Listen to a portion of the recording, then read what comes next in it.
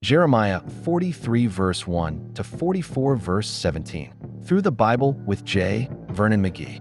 Chapters 43 to 44. Theme: Prophecies to Remnant in Egypt. We have come now to the sixth and last section of prophecy of the book. This contains prophecies during Jeremiah's last days in Egypt and extends from chapters 43 to 51. Chapters 43 and 44 contain his words to the remnant in Egypt.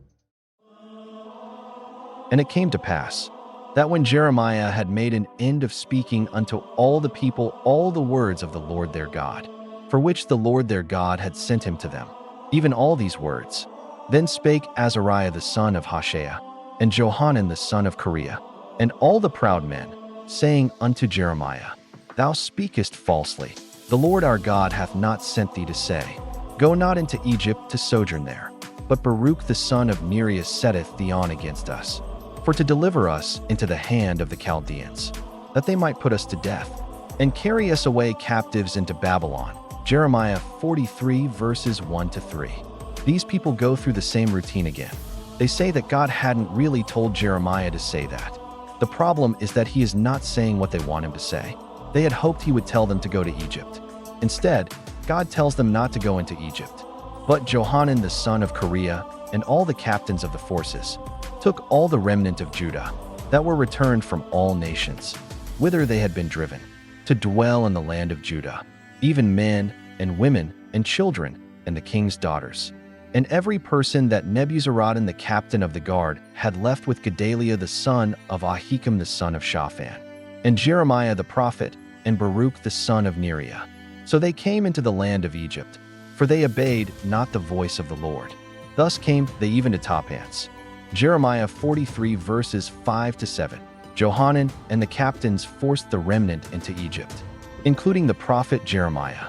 So they returned to Taphans, a place near where they had begun as a nation in the land of Goshen in Egypt. They forced Jeremiah to go with them against his will, but he still is speaking to them. Then came the word of the Lord unto Jeremiah in Taphans, saying, Take great stones in thine hand, and hide them in the clay in the brick kiln, which is at the entry of Pharaoh's house in Taphans, in the sight of the men of Judah. Jeremiah 43 verses 8 to 9. They are back down in the brickyards of Egypt. We can see that disobedience to God does not help them to advance. They are right back where they started. And say unto them, Thus saith the Lord of hosts, the God of Israel, Behold, I will send and take Nebuchadnezzar, the king of Babylon, my servant, and will set his throne upon these stones that I have hid. And he shall spread his royal pavilion over them. And when he cometh, he shall smite the land of Egypt, and deliver such as are for death to death, and such as are for captivity to captivity, and such as are for the sword to the sword. Jeremiah 43 verses 10 to 11. They ran off to the land of Egypt to escape from Nebuchadnezzar. But God is going to permit Nebuchadnezzar to take the land of Egypt. They are worse off than if they had obeyed God and stayed in the land. They will be right back under Nebuchadnezzar. But now they are out of the land, and Nebuchadnezzar will put them into slavery. Chapter 44 records the absolute refusal of the remnant in Egypt to obey God.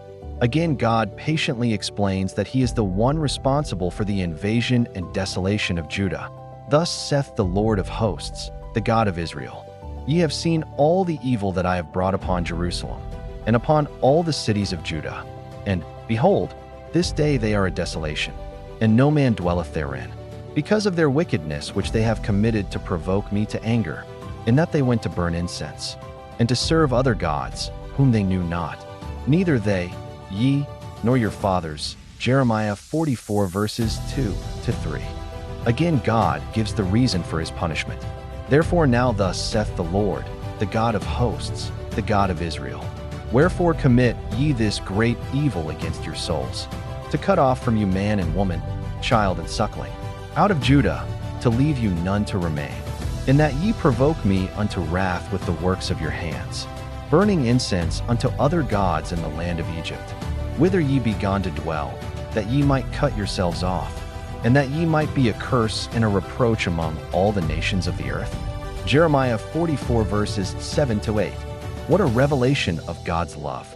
he still pleads with them to return to him. Their insolent reply is an example of the utter depravity of the human heart. As for the word that thou hast spoken unto us in the name of the Lord, we will not hearken unto thee, but we will certainly do whatsoever thing goeth forth out of our own mouth, to burn incense unto the Queen of heaven, and to pour out drink offerings unto her, as we have done, we and our fathers, our kings and our princes, in the cities of Judah and in the streets of Jerusalem. For then had we plenty of victuals, and were well, and saw no evil. Jeremiah 44 verses 16 to 17.